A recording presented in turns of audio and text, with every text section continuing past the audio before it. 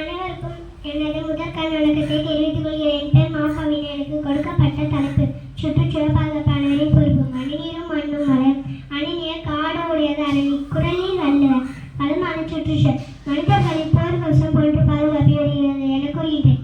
சுற்றுச்சூழல் என்பது காடுகள், மலைகள், ஆறுகள், கடல் போன்ற பரப்புகளை குறிக்கும். ஆனால் சுற்றுப்புறம் சுழலானது பல காரணங்களால் மாசடைந்து வருகிறது. நோயாளர்களின் வாழ்வே குறைவற்ற செல்வம் என்பது பழமொழியாகும். சுற்றுச்சூழல் தூய்மையாக இருந்தால் நம் ஆரோக்கியமாய் வாழ முடியும். நம்மை சுற்றியுள்ள நிலம், நீர், காற்று என அனைத்தும் மாசடைந்து வருகிறது.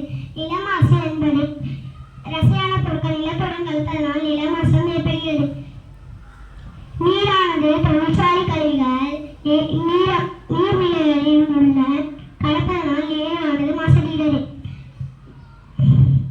காற்றானது வாகனங்களிலிருந்து வெளியிடும் நச்சு புகையினால் மாசடைகிறது.